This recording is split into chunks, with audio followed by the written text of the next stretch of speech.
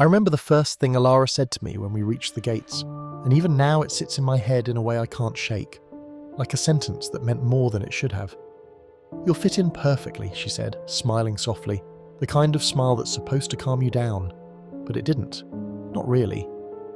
The gates were already open when we arrived, tall black iron curling into patterns that looked less decorative and more deliberate, like symbols I almost recognised but couldn't fully understand, and I didn't see anyone open them.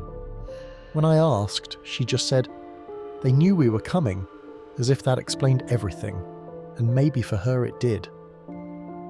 We drove up slowly, the estate stretching out wider than I expected. Not just big, but expansive in a way that felt intentional, like it didn't need to impress you, because it already assumed you were beneath it. The building itself stood pale and quiet, with tall windows that reflected nothing clearly, and even though I couldn't see many lights on, it didn't feel dark, just dim in a controlled, almost careful way. As we got closer, I noticed people standing near the entrance, already waiting, not moving, not talking, just standing there as if they had been placed in position and told not to shift until we arrived. "They've been expecting you," Elara said again, softer this time, and I tried to joke about it. Something about feeling like a celebrity. But she didn't laugh, not even a polite one. Just kept looking ahead like the moment didn't call for humour. The car came to a stop, the engine went quiet, and suddenly everything felt too still. No birds, no wind, just the faint ticking sound of the car cooling down. And before I could say anything else, the front door of the house opened. Not slowly, not with any hesitation, just suddenly open, as if it had been waiting for the exact moment to do so. The people outside began walking toward us, and what bothered me wasn't that they moved, but how they moved, perfectly in sync. Not like a group trying to stay together, but like something following a single instruction. Told myself I was overthinking it, that rich families have staff, that staff are trained, that this was just discipline and routine. But there was something too precise about it, something that didn't quite feel human. Elara reached for my hand then, her grip warm and grounding, and said again, "Come on, you'll fit in perfectly." And this time the repetition didn't comfort me, it just made me more aware of how often she had said it. When I stepped out of the car, the air felt cooler than it should have been. Not cold exactly, just still, like it wasn't moving the way air normally does.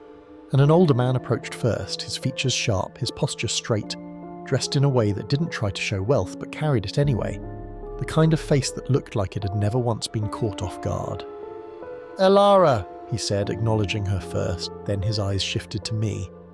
And there was a brief moment where I felt like I was being measured, not judged exactly, just assessed. "And this must be Dorian, sir," he added. And I nodded, a little awkwardly, confirming it. But what caught me wasn't what he said, it was what came after. The smile, because it didn't come immediately. It came after a pause, not a natural pause, not hesitation, but something like a delay, as if the expression had been chosen and then applied. "Welcome," he said. "We've heard so much about you." And behind him the others echoed it, not loudly, not all at once, but close enough together that it overlapped slightly, creating this strange layered effect of the same sentence repeating around me. I glanced at Elara, expecting her to react, but she just squeezed my hand slightly and whispered, "It's okay." They're just like this at first, which didn't actually explain anything, and I realised I didn't even know what this was supposed to mean. We walked inside, and the moment we crossed the threshold, the quiet became more noticeable. Not silence. There were still sounds, footsteps, fabric, the faint creak of wood, but everything felt dampened. Like the house was absorbing it, softening it before it could echo. The lighting inside was dim in a very controlled way, like it had been adjusted to keep everything visible but never fully clear. And the portraits lining the hallway didn't help, because every single one of them seemed to be looking directly at us, not in the usual painted eyes follow you trick, but in a way that felt intentional, like they were aware of our presence. Elara introduced me to her father properly as we walked. Adrian Vale and I greeted him, trying to sound normal. But again there was that delay when he responded, a small gap between my words and his reply, just enough to feel wrong if you noticed it, and I was starting to notice it more than I wanted to. We were led into a large sitting room where everyone took their seats at exactly the same time, not roughly together, not casually, but precisely, like they had all received the same signal, and I sat beside Elara while the rest arranged themselves around us, all of them looking at me with a kind of calm attention that didn't feel curious. It felt expectant. Her mother asked me to tell them about myself, her voice smooth and gentle in a way that felt practiced rather than natural, and I started speaking, keeping it simple, talking about my work, my background, trying not to overthink it. But then her brother finished my sentence at the exact same time I did, word for word, and when I stopped he just smiled, and after a brief pause added something casual like he was correcting himself, but the damage was already done because now I couldn't ignore it. They nodded together, all of them, in the same rhythm, repeating certain phrases I had used, just slightly delayed like echoes that didn't quite belong to the room. Elara leaned closer and whispered that I was doing great, and I wanted to believe her. I really did. But something in my chest had started tightening, that quiet kind of discomfort that builds slowly, without a clear reason. Dinner followed without announcement, no one calling it out, no signal I could see. They just stood and began moving again, and we followed into a long dining hall where the table stretched far longer than it needed to, candles lining the centre, flickering softly, casting light that moved just enough to make everything feel slightly unstable. We sat again, perfectly in sync, and I focused on normal things, the smell of the food, the warmth of the plates, anything to ground myself, but when her mother asked about my childhood, they all turned to look at me again, waiting, and as I spoke I noticed the same pattern repeating, the slight delays, the mirrored phrases, the synchronized reactions, until even Elara, sitting beside me, repeated something I had said, a second too late. And when I turned to her, she just smiled the same soft, reassuring smile and said, "You'll fit in perfectly." And this time it didn't feel like comfort at all. It felt like something had already been decided, something I hadn't agreed to but was somehow already part of. Dinner should have helped settle me, but instead it made everything worse, in a quieter, more precise way, like whatever was wrong here wasn't trying to hide anymore, just waiting for me to notice it properly. And the more I paid attention, the harder it became to ignore. At first, it was small things, easy to brush off if I wanted to, like how no one ever reached for anything at the same time. Yet somehow dishes passed around the table in a perfect rhythm, never clashing, never overlapping, as if everyone already knew exactly when they would move before they actually did, and I tried to match it, just to feel normal.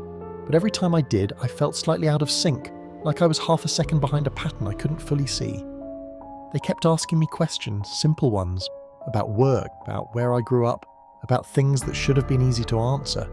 But the way they listened made it difficult, because they didn't react the way people usually do. There was always that slight delay, that pause before a smile, before a nod, before a response, like they were processing me in a way that wasn't entirely natural. And every now and then one of them would repeat something I'd just said, not in a mocking way, not even obviously, just echoing it, like they were trying it on for themselves. I remember talking about a small detail from my childhood, something insignificant, a habit I had of counting steps when I was nervous, and I laughed about it, trying to lighten the mood, but no one else laughed, not immediately. They just watched me, and then, one by one, almost gently, they smiled, and her father repeated it softly, counting steps, like it was something worth remembering, and then her mother did the same, and then her brother, and suddenly it didn't feel like a joke anymore. It felt like I had given them something they intended to keep. I stopped talking after that, at least for a while, just focused on eating. But even that felt strange, because the food was good, objectively good, but I couldn't really taste it properly, like my mind was too busy trying to keep track of everything else, and that's when I noticed Elara hadn't said much at all. Not really, she was there, she smiled when she needed to, nodded at the right moments, but she felt quieter than usual, not nervous, not uncomfortable, just aligned, like she was moving with them rather than beside me. At some point I leaned closer to her and whispered, asking if everything was okay, and she turned to me with that same calm expression and said, "Of course, why wouldn't it be?" But even her voice felt slightly off. Not wrong in any obvious way, just flatter, like the edges of her tone had been smoothed out. After dinner they suggested we take a walk through the house, and I didn't want to, not really, but saying no didn't feel like an option. Not because anyone forced me, but because of the way they looked at me and that quiet expectation again. Like the next step had already been decided, and I just needed to follow it. The hallways felt longer now, or maybe I was just more aware of them, the same portraits lining the walls. But this time I slowed down enough to really look, and that's when something shifted inside me, because the faces in the paintings didn't just resemble the people I had met, they matched them too closely, Not just features, but expressions. The same slight smile, the same calm eyes, repeated across generations. And for a moment I had this strange thought that the paintings weren't showing different people at all, just variations of the same one. "Beautiful, aren't they?" Elara's mother said from behind me, her voice appearing before her presence. And I turned, a little startled, nodding automatically. But she was already looking at the painting I had been staring at, her expression mirroring the one in it almost perfectly. And then, after that familiar pause, she smiled, just like the portrait did. We kept walking after that, deeper into the house, rooms opening and closing, spaces blending into each other. And I started to lose track of direction. Not completely, but enough that I wasn't sure I could find my way back alone. And every time I slowed down, someone would gently guide me forward again, never touching me, just being there in the right place to keep me moving. At one point I realized something that made my chest tighten again, something so simple I almost missed it. And that was the silence. Not just the absence of noise, but the absence of interruption. No one ever spoke over anyone else. No one ever hesitated or corrected themselves in a natural way.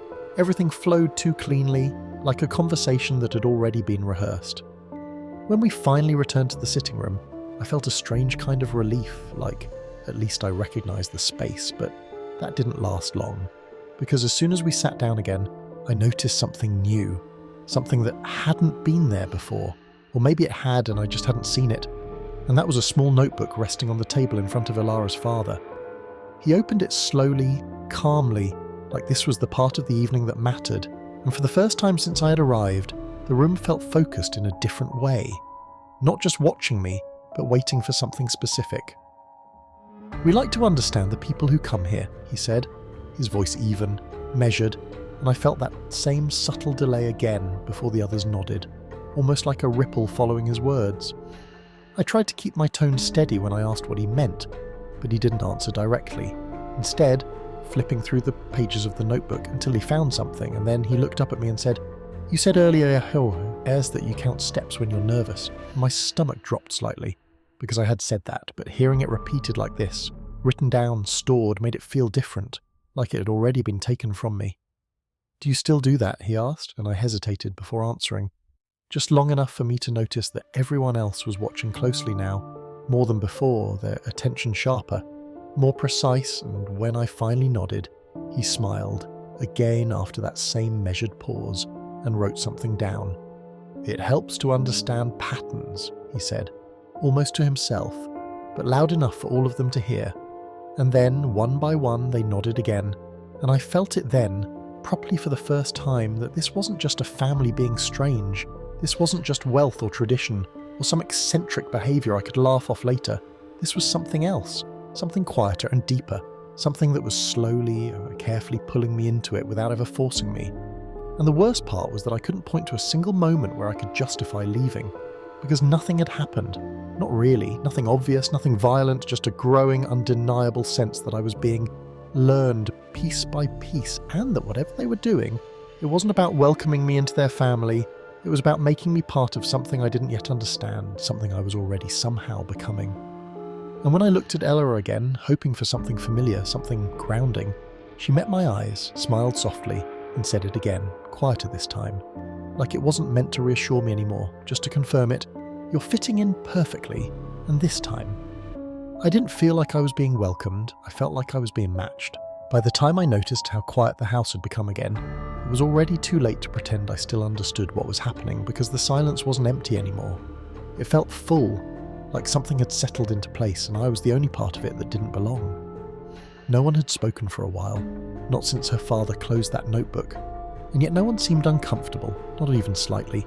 They just sat there, calm, composed, watching me with that same steady attention that had been building all night.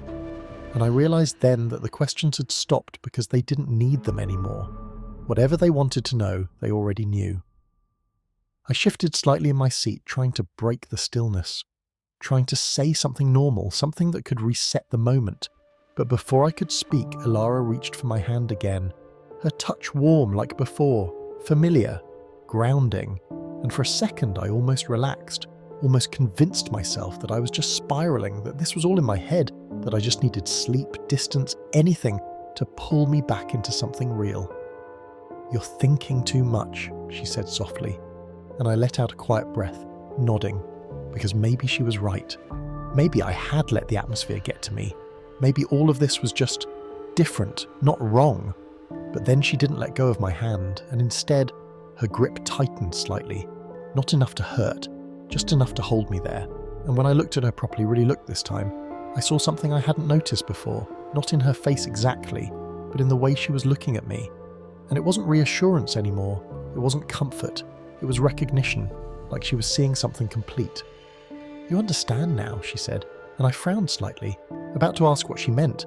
But then her father stood up, slowly, deliberately, and the rest followed at the exact same moment, that same perfect synchronization, and something in my chest dropped, because this felt like a conclusion, not a continuation. "It's always clearer at this stage," he said, his voice calm, almost gentle, and I pushed my chair back slightly, instinctively, not in panic, not yet, just a small movement, enough to feel like I still had control over my own body. "What stayed?" I asked, and my voice sounded thinner than I expected, like it didn't quite belong in the room anymore. No one answered immediately, of course. There was that pause again, that same measured delay, and then Elara finally spoke, still holding my hand, still looking at, like she already knew how this would end. "The part where you stop resisting the pattern," she said, and I felt it then, not fear exactly, but something colder, something heavier, because I didn't understand what she meant, but some part of me knew it wasn't something I could argue with.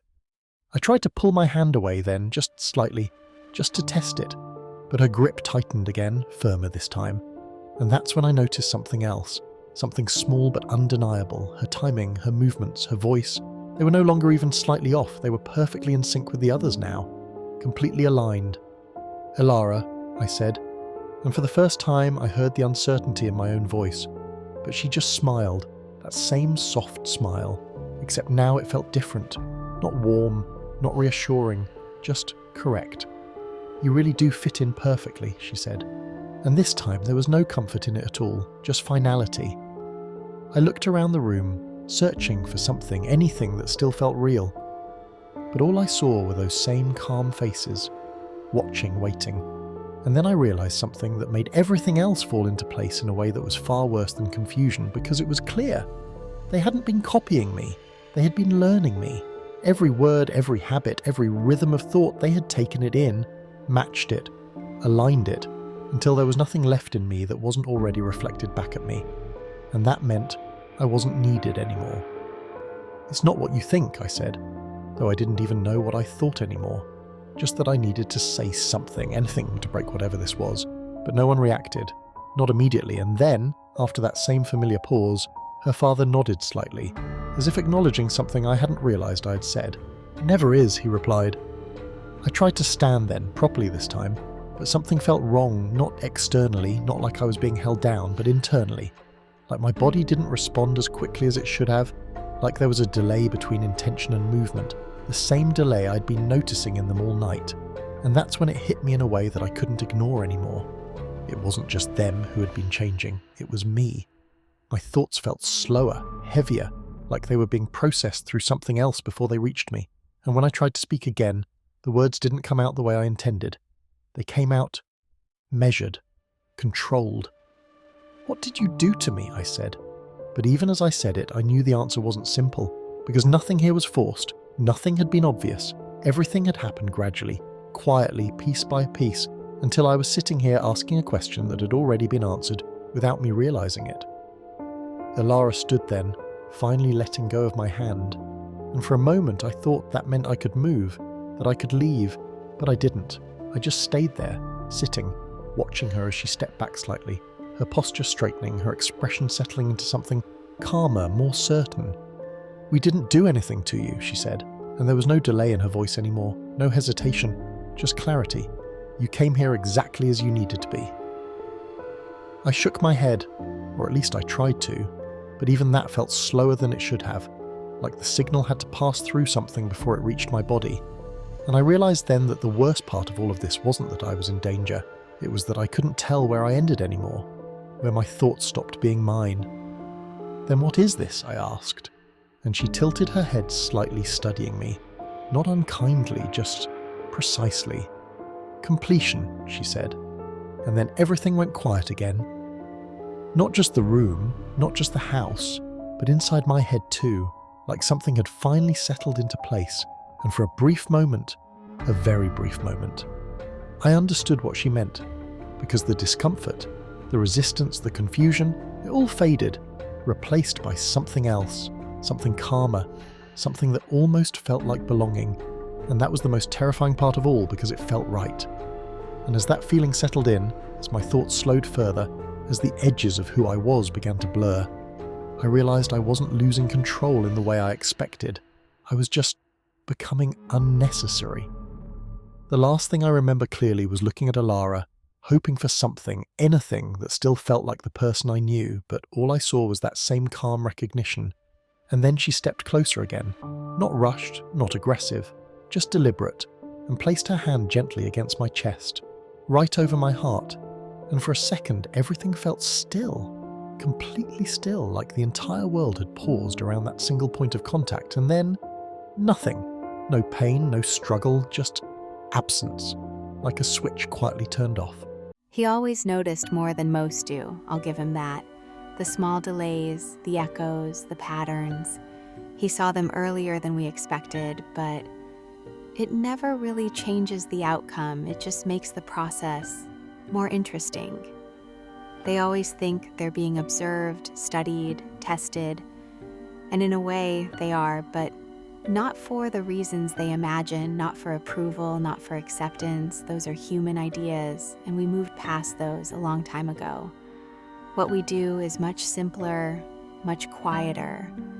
We refine, we align, we continue, and sometimes when the match is right, when the pattern settles cleanly, we complete it. Dorian was a good choice, not perfect at first, but close enough, and by the end you could barely tell where he stopped and we began, which is always the point, not to take something away, but to make sure nothing is left unfinished. That's why the house feels the way it does, why the conversations flow the way they do, why everything moves just slightly out of step until it doesn't. Because every new presence has to be brought into rhythm, into something consistent, something that lasts. He thought we were becoming like him, repeating his words, reflecting his habits. But it was never imitation. It was alignment, bringing him into something that already existed long before he arrived. And when that alignment is complete, there's no need to keep the original form. That part always confuses them if they understand it at all, because they think in terms of loss, of endings. But there's no loss here, not really. Just continuation. Just another layer added to something that doesn't break or fade the way individual lives do. I told him he would fit in perfectly the moment we arrived, and I meant it. I always mean it. Because by the time they reach the gates, it's already decided. The house knows. The family knows. And eventually, they know too, even if only for a moment. If you were here, you would understand it the same way he did, slowly at first, then all at once, that quiet realization that something is wrong, followed by the even quieter realization that it's not wrong at all, just different, just complete. And if you're wondering whether you would notice sooner, whether you would leave before it reaches that point, they all wonder that, every single one. And it never makes a difference because you don't come here by accident. You come here because you already belong. And when you do, you fit in perfectly. Fit in